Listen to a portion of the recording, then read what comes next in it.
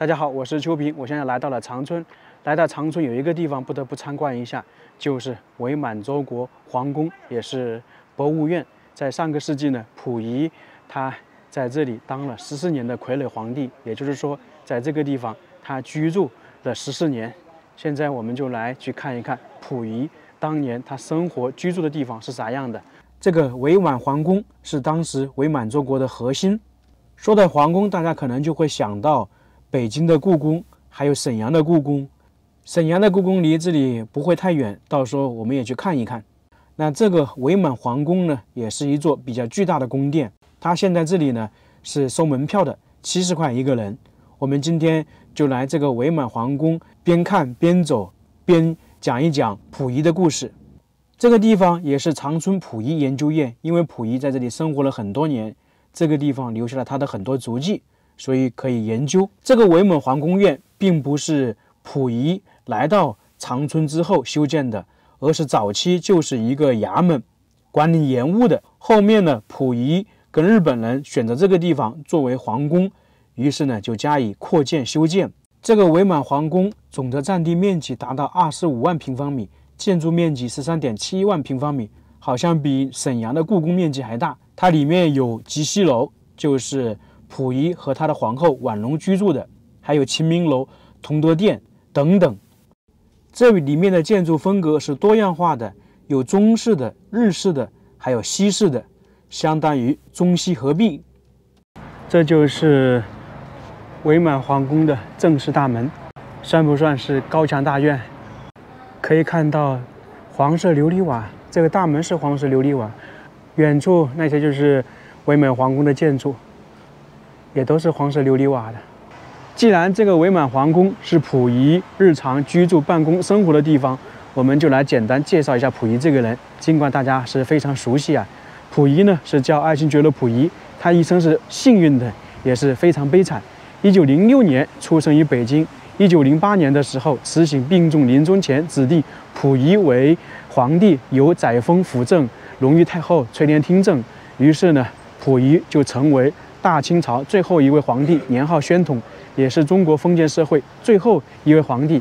1911年辛亥革命爆发之后，1912年，溥仪呢退位，宣告清王朝灭亡。不过呢，他退位了，仍然居住在紫禁城里面，因为当时呢同意他退位呢，给他优厚的条件。到了1917年，张勋发动复辟，溥仪呢重新登上皇位，不过呢非常短了，大概是12天就结束了。到了1924年，由于时代的关系啊，当时冯玉祥呢就下令把溥仪赶出紫禁城，包括那些清王朝的遗老遗少们。溥仪从紫禁城搬出来之后，在北京的一个王府简单住了一段时间，后面就来到了天津的日租界。从这个时候啊，溥仪呢就一直跟日本人在打交道，一心想着复他的大清帝国。到了1931年9·18事变之后，32年呢，溥仪就从天津来到了长春，开始呢来伪满洲国执政。1934年，溥仪呢在这个伪满洲国皇宫举行了登基典礼，这就是溥仪第3次登基为皇帝。当然，那个时候呢，他是傀儡皇帝。从1932年到1945年，溥仪呢在这个伪满洲国生活了大概14年，也是说当了差不多14年的傀儡皇帝。溥仪来到伪满洲国做了14年傀儡皇帝，其中呢，他帮助当时日本控制中国东北地区，所以说溥仪这个人呢，在那个时期就是我们俗称的汉奸。溥仪在这个地方生活了差不多14年，那么当时日本人或者是说溥仪为什么选择把伪满皇宫建在长春呢？为何没选择其他城市？当时东北有哈尔滨、沈阳、吉林、长春，都算是大城市嘛。不过呢，由于哈尔滨啊，就是黑龙江，一个是天气比较冷，另外一个呢离当时的苏联比较近。那么日本人为了所谓的统治，他不可能把皇宫设在哈尔滨那边，因为离苏联太近了。沈阳呢，正常来讲的话，那个地方呢，各方面都比较完善，工业也有，学校也有，为什么没设置在那里呢？这个主要是由于张作霖、张学良两代呢在沈阳经营多年，日本人呢或者说溥仪可能也害怕，所以呢就为了削弱他们的影响，为了也是所谓的稳固统治，就把伪满洲国皇宫设在长春。前方这栋比较雄伟的建筑呢，是整个皇宫里面最大的一座，是叫做同德殿。它是建成1938年，取的是同心同德的意思，是当时日本关东军日本人为溥仪及其后妃建造的集办公、处理政务、居住、娱乐一体的伪满皇宫中最大的宫殿。同德殿的造型是中日合并式，并且在每一片瓦当上、纸上都烧了一心一德的字样。但是啊，溥仪怀疑在里面装了窃听器，从来没有在这里面住过。那溥仪呢，他这个人其实也比较矛盾。当时他来到这里还抱有幻想，因为他一心想恢复他的大清帝国。他呢对日本人呢一开始说比较信任，也想用日本人的方式帮他复国嘛。但是同时呢，他对日本人呢有防备嘛，所以呢他就没在里面住过。里面呢有广间、叩拜室、便见室、中国间、日本间、电影厅、吕玉卿居住室等等。在去同德殿里面转之前，我们在旁边先看一下，在它的旁边这边就是东御花园，也是1938年建成的。这边的很多建筑啊，都是1938年建成。这个花园是溥仪和他的后妃们休憩娱乐的地方。听说这里还有一个地下防空洞，我们看能不能找到。在这种花园里面走一走、逛一逛，还是挺好的。这个花园呢，是当时的一个日本的园林师设计的。这是游泳池，是供溥仪及宫廷学生游玩的场所。溥仪呢，受西方文化的影响，在当时的伪满皇宫里面修建了游泳池。在花园以及这个同德殿旁边看到有一个小山丘。其实这个下面呢就是防空洞，据说这个防空洞里面布局啊非常好。我身后这里呢就是防空洞，专门为溥仪及家人躲避空袭而建。1939年竣工，四周全部采用钢筋混凝土结构，内部房间呢都装有防冲击波的铁门和毒气过滤装置等设施，可抵御重型炸弹的直接轰击。当时伪满洲国末期，溥仪呢多次携带家眷在此避难。现在来里面看一看，这就是铁门呐，不过应该是现在的。这个就相当于一个地下城堡一样，还真的是在地底下。去看看里面有多大。啥也没有啊。感觉是非常宽敞啊，这完全是修的一个地下室一样的。看这个铁门，起码有10公分了，哎呦，推都推不动。这个铁门一关闭啊，是密不透风，非常坚固的，全是这些巨大无比的铁门。这个跟我们看的一些银行的保险柜一样的，大家看看，就每个房间都有这么巨大无比的铁门。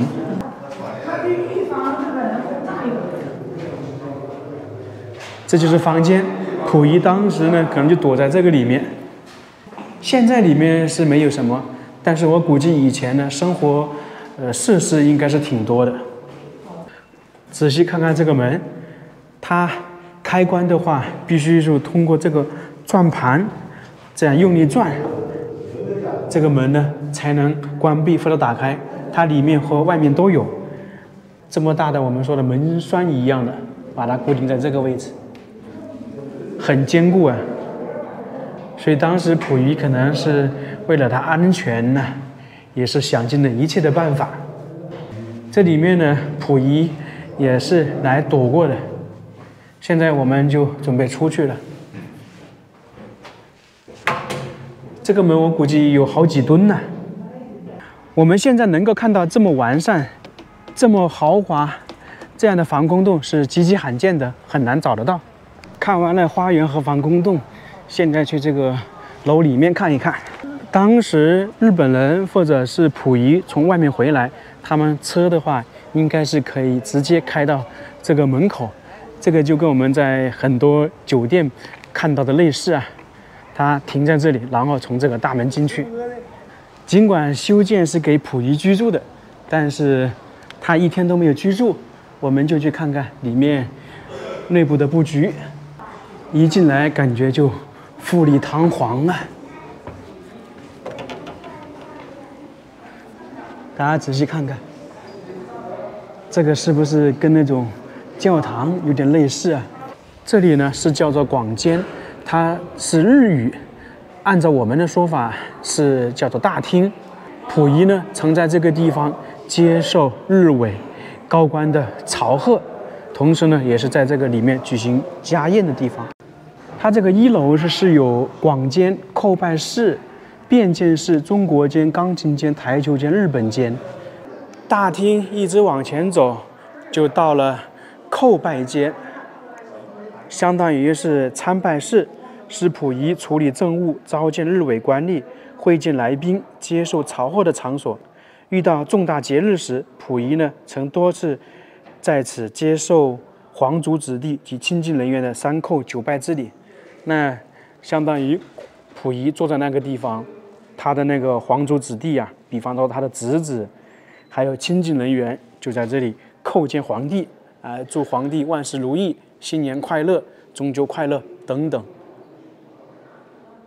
在那个上面呢，还有龙头。九五之尊的身份嘛，溥仪呢在这里尽管说是傀儡皇帝，但是我们俗称的他摆的谱一样没少。那旁边还有一些座位，可能就是他召见日伪官吏，然后就在旁边坐着。继续往前走，在那个叩拜间旁边呢，就是电影厅。溥仪呢在这里看电影，那有时候呢还在这里打羽毛球。那这个地方也称之为宴会厅。这个楼啊，真的是富丽堂皇的，里面的房间也很多啊。这个走廊是有9扇那个落地窗的，这就是我们俗称的九龙壁一样的，也算是那个95至尊的地位嘛。这个叫中国间，房间内陈设的均为中国传统风格的硬木家具。装束颇具中国特色，故名中国间。溥仪呢，有时在这里休息，亦在此召见皇族子弟和清朝的那些遗老遗少，所以看起来就比较传统嘛。这是钢琴间，溥仪在北京故宫时就学会了弹琴作曲，因此在这个地方呢，同样设置了一个钢琴间。溥仪呢，有时候就在这里弹琴。那有时候呢，他也没办法，就靠弹琴那个打磨时间嘛，因为他作为傀儡，什么都做不了主，去哪里呢也不自由，因为都是属于日本人控制的嘛。在这个地方呢，有很多日本人的部门、日本人办公的地方，还有那些日本兵士，所以溥仪那个一点一滴，任何风吹草动都在日本人的监控之下。这里有一个比较有代表性的，就是这个叫做便见室，这里呢留下了很多溥仪的痕迹。它是叫做非正式接见场所，当时日伪高官及有资格者在外面的叩拜间觐见了溥仪之后，可以入便见室与溥仪座谈。溥仪呢曾在此定期会见日本关东军司令官，就是在这个位置。在这里呢还发生了一个事情，1945年8月份的时候，当时日本关东军和溥仪呢，在这里商议出逃的事情。当时日本关东军司令官要求溥仪马上就走，而溥仪呢跟他好说歹说，说宽限3天我再走。然后溥仪后面呢就把他所有的家眷能送走的送走，同时呢把文件烧毁。墙壁上就是溥仪的那个照片，大家看到没有？穿的是军装，戴着眼镜。溥仪还很瘦，那么他穿这个服装好像是什么所谓的大元帅服。最后一个房间呢，就叫台球室。闲暇时间，溥仪呢喜欢打台球，就在这里专门设置了一个台球间。这个台球的桌子啊也是原版的，大家可以看到，它跟我们现在有点不一样。我们现在这个台球有网，它这里没有。然后呢，它这个台球呢也是只有4个。据说呢，溥仪打球的技术非常差，但是他很喜欢打，差归差，但是呢没有输过。去2楼看一看，2楼可能是当时为溥仪建造的一些卧室吧。一进来就可以看到溥仪的客厅。同时也叫做会见室，是溥仪非正式接见宾客或者召见日伪高官的场所，但是建成呢一直未正式启用。后面呢改成藏经室，用来藏一些经书。大家来到这里，感觉就是真正来到了宫殿一样，富丽堂皇啊。这个往前走就看到我们刚刚那个叩拜室。这个2楼的布局跟1楼差不多。刚刚1楼这边呢全是各个会见室，那2楼呢基本上就是居住的地方。这里呢就是溥仪的卧室，但是有名无实，因为溥仪呢没在这里居住过。一方面呢是溥仪习惯了在那个旁边的寝宫集戏楼居住，更主要的原因是他怀疑日本人在房间安装了窃听器，所以呢就没来这里居住过。继续往前走，那这里又是一个小的卧室了。这个是李义勤的卧室。一开始设计呢是皇后婉容的卧室，但是溥仪没住在这栋楼里面，他要求他的皇后婉容也不要住在这里。但是呢，溥仪却让他的福贵人李义群来住皇后的那个房间，这到底是为什么呢？李义勤的客厅。一开始设计是皇后婉容的客厅，就跟刚才的卧室是一样的，明显规格都不一样，皇后皇帝身份不一样，它肯定里面的建筑风格摆设都不一样。但建成之后，婉容那个时候已被溥仪打入冷宫，因此呢一直未启用。1943年15岁的李义群入宫，被溥仪册封为福贵人。此客厅呢，便由福贵人李义勤使用。这个同德殿我们就大概看完了。溥仪是17岁结婚，61岁去世，一生中总共是娶了5位老婆，分别是皇后婉容、淑妃文绣、祥贵人谭玉玲、福贵人李义勤、副侍吕淑贤。皇后婉容和文绣呢，是1922年和溥仪结婚的。在当时溥仪来到长春之后，皇后婉容也来了。不过呢，在1937年，溥仪将婉容打入冷宫，婉容呢受不了打击，精神分裂，最后病死。文绣呢，他是中间劝溥仪不要和日本人搞在一起，溥仪不听并厌恶，最后2人离婚。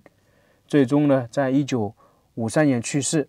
溥仪将婉容打入冷宫之后，他就必须要有一个女主人嘛。于是呢，由亲属介绍，当时在北京读书的谭玉玲来到了长春，与溥仪结婚。溥仪呢，封她为祥贵人。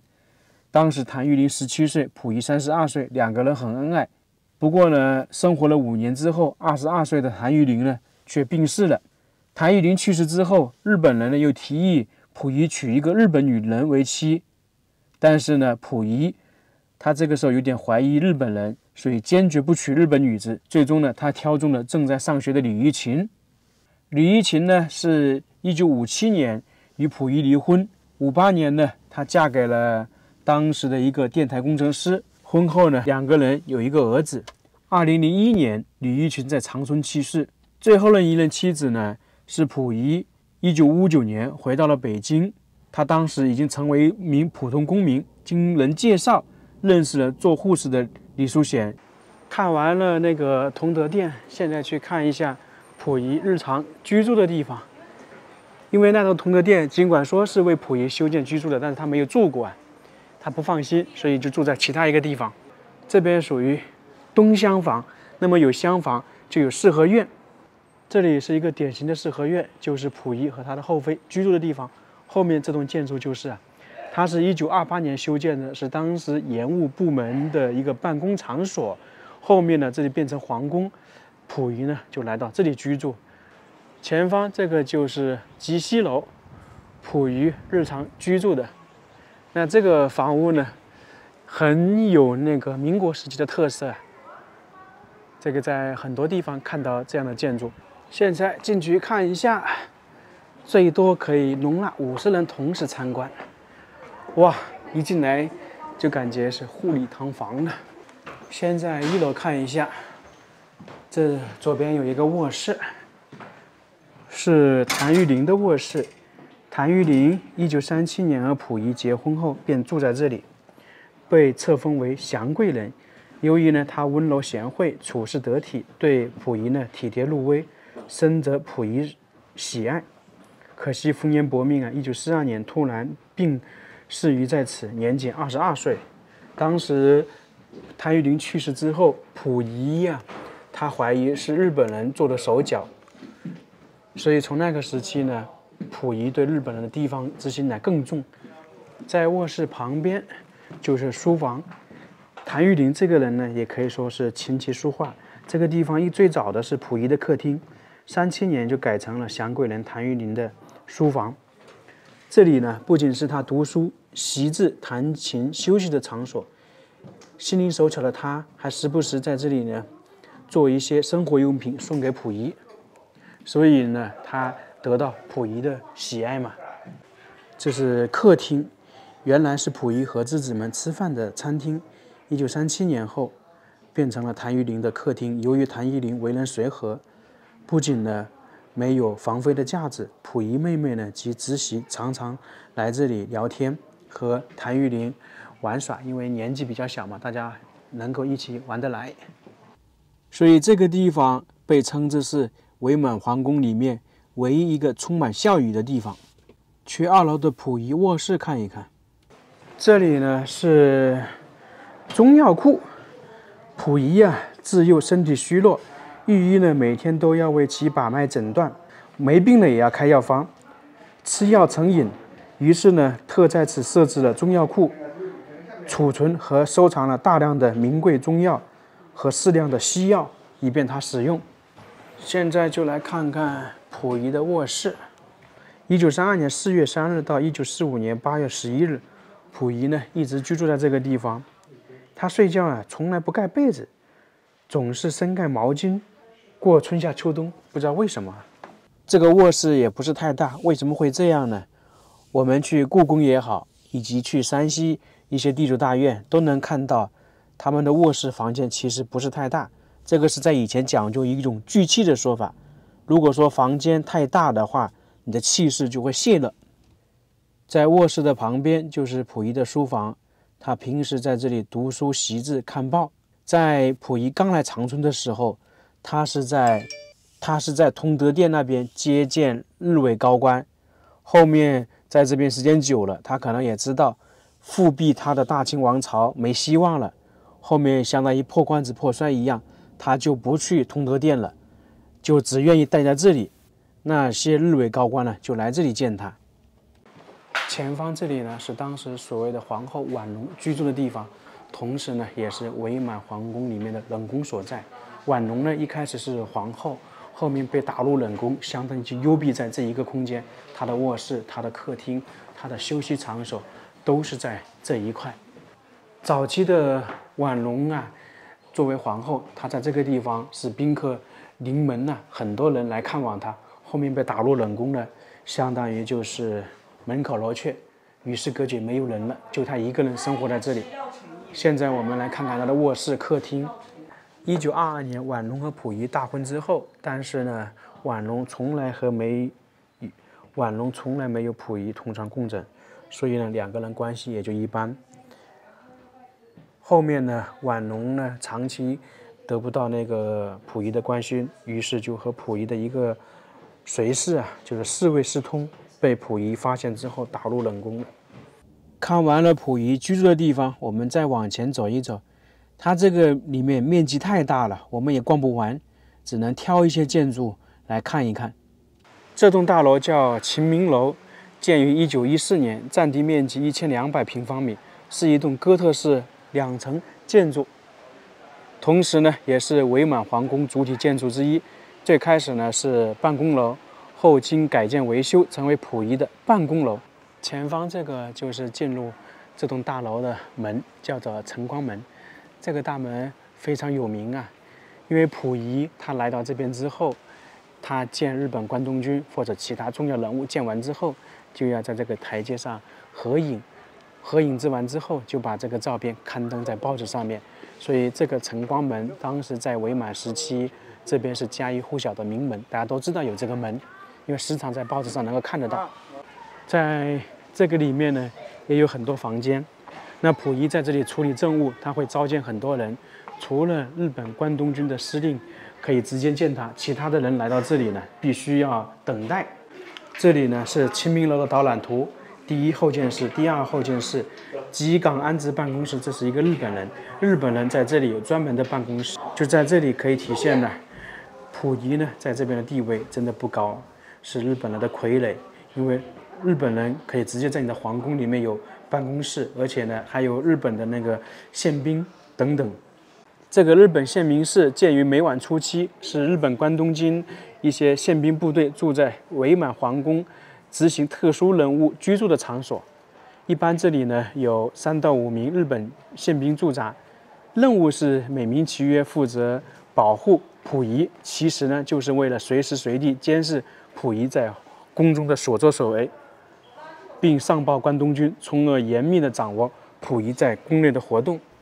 从而说，溥仪在这边的生活还是挺悲惨的，一是没有自由，另二呢没有私人空间，什么都被日本人知道。我们现在去最后一个大殿看一看，也算是一个展览馆。从皇帝到公民，这应该就是溥仪的写照。小孩伪满洲国的皇帝，下面这张图应该是在那个抚顺战犯管理所。这里是向我们展示溥仪登基的场景。1908年12月2日，溥仪呢在紫禁城太和殿登基，年号宣统。这个就是太和殿的内景，前方那个就是溥仪，相当于一个是小少年，什么都不懂。有些影视剧中还演绎他登基的时候是在哭，因为也正常嘛，他那个时候才3岁。这个展示的有点讽刺啊。溥仪，日本，这个是汪精卫。当时1942年5月8日，汪精卫呢来伪满访问，所谓的访问呢，他见到了溥仪。其实2个人应该是仇人。溥仪的父亲载沣在清朝末年遭到了汪精卫的刺杀，但是这个时候呢，2个人是同一个组织，不得不握手言和，在这里把酒言欢。汪精卫早期呢也是一个进步青年，也是反清的，后面呢为了那些权力啊，竟然当了汉奸。汪精卫、溥仪大家都非常熟悉了，都不用介绍了。溥仪呢这个人可以说是非常幸运，也非常悲惨。他出身高贵，很小就做了皇帝，但是没多久呢就退位了。他的一生娶过5位老婆，3次当皇帝，3次退位，皇帝当过，复辟皇帝当过，傀儡皇帝也当过，最后呢变成一个公民。由于这个伪满皇宫太大了，我们就主要看一下溥仪日常办公、生活、居住的地方，其他的我们就不去看了。